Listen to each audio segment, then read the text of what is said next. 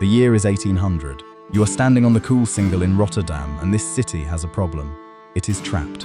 Old earth walls and water-filled moats box it in on every side, walls that have not changed in almost 400 years. Barges creak along narrow canals. Merchants stand in doorways, watching for ships that used to come by the dozen and now barely come at all. Everything you are about to see in this video, every street, every building, every face, has been rebuilt using advanced AI technology based on real maps, paintings, and historical records. So what you are watching is this city brought back to life. Here is the question this video is going to answer. How does a small, struggling, walled-in trading town of 90,000 people become one of the busiest port cities on the planet in just 100 years? Because that is exactly what happens.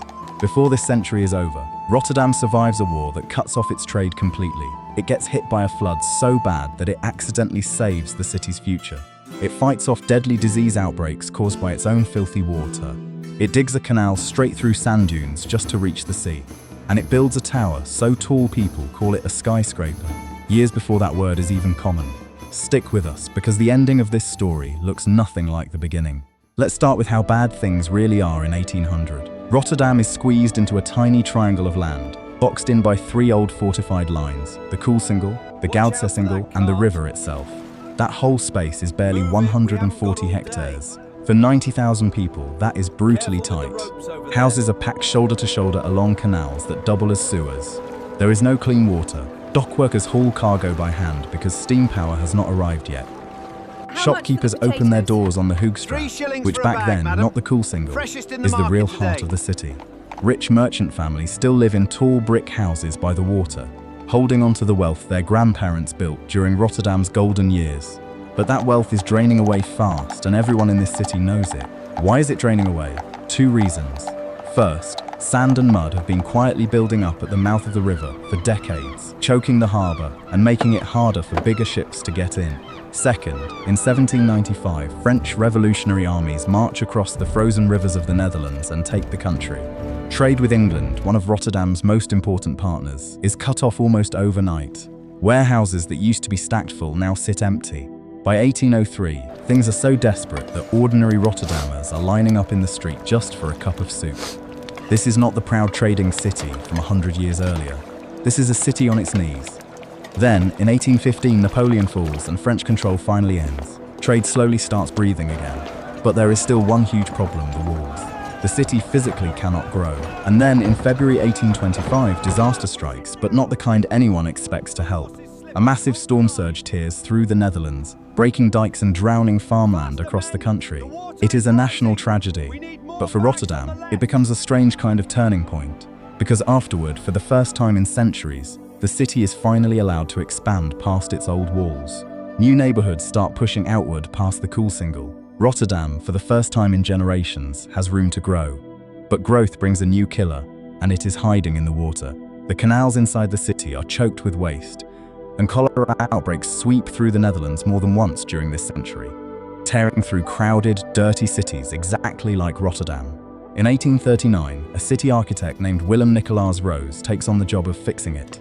By 1842, he has a plan: bring in clean water, redesign the canal system, and stop dirty water from sitting and rotting where people live and drink. His work does more than save lives. It reshapes the entire look of the city, turning old defensive moats into the wide-open, tree-lined waterways you can still walk along in Rotterdam today. In 1847, another game-changer arrives, this time on rails. A new railway line connects Rotterdam directly to other major Dutch cities, cutting travel time from days down to hours, and linking the port into a growing European rail network. Goods that used to crawl along on slow river barges can now move by train. Merchants start looking outward again, especially toward Germany's booming industrial heartland, a region that is hungry for raw materials and desperate to sell what it manufactures. By the middle of the century, those old defensive walls are just dead weight. Piece by piece, the moats along the Koolsingel and the Goudsesingel get filled in and paved over into open boulevards. The tight, walled-in medieval Rotterdam is disappearing in front of everyone's eyes, replaced by wide roads built for carts, carriages, and soon trams. Through all of this change, one building never moves: the towering late Gothic Laurenskerk, already centuries old, still standing as the tallest, most recognizable landmark on the entire skyline. Quick pause before we get to the biggest transformation of the whole century. If you are the kind of person who likes watching a city completely rebuild itself, hit subscribe now, because this channel exists to bring lost cities and forgotten centuries back to life, and there is a lot more coming. Now, the moment that changes everything. By the 1860s, Rotterdam's harbour is choking on sand again, the exact same problem as before, just bigger. This time, a hydraulic engineer named Peter Caland has a radical idea. Cut a brand new artificial channel straight through the sand dunes near Hoek van Holland, giving ships a direct, deep path from the North Sea right into the heart of the city. Construction starts in 1866. 6 brutal years of digging later, in 1872, the canal opens. It is called the Nieuwe Waterweg, and it changes the fate of the city overnight. Massive steamships that could never have reached Rotterdam before now sail straight in. Trade explodes. The harbour rips outward onto the south bank of the river, with huge new docks built just to keep up with the flood of cargo pouring through. As the port grows, the whole city grows with it. Steam power and mechanized cranes take over from the exhausting hand labor that dock workers relied on at the start of the century. Rotterdam also becomes a major gateway out of Europe entirely, as thousands of migrants pass through its docks every year. Then, in 1879, Rotterdam builds something the whole country has never seen before, a covered shopping arcade called The Passage, widely considered the first true shopping mall in the Netherlands. And here is the detail that makes it perfect. It sits on ground that used to be part of the medieval fortifications. The old walls that once locked this city in have literally become the foundation for its new commercial future. By the final years of the century, Rotterdam's population has climbed past 200,000 people, more than double what it was in 1800, and it is still climbing fast. In 1898, that explosive growth gets a monument of its own. A bold new office building, called the Witte Huis, the White House, rises near the harbour. Standing 45 meters tall in a striking French chateau style, it becomes the tallest office building in all of Europe at the time. Locals start calling it a skyscraper, a word borrowed straight from the booming cities of America, and that is exactly the point.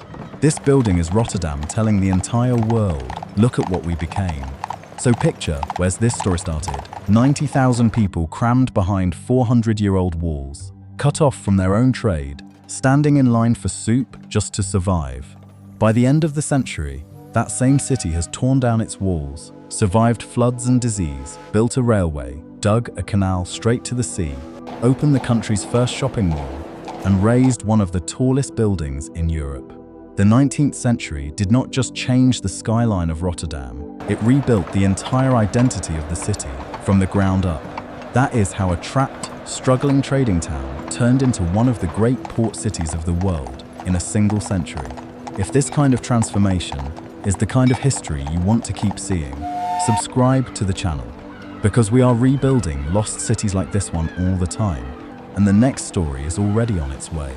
Thanks for watching.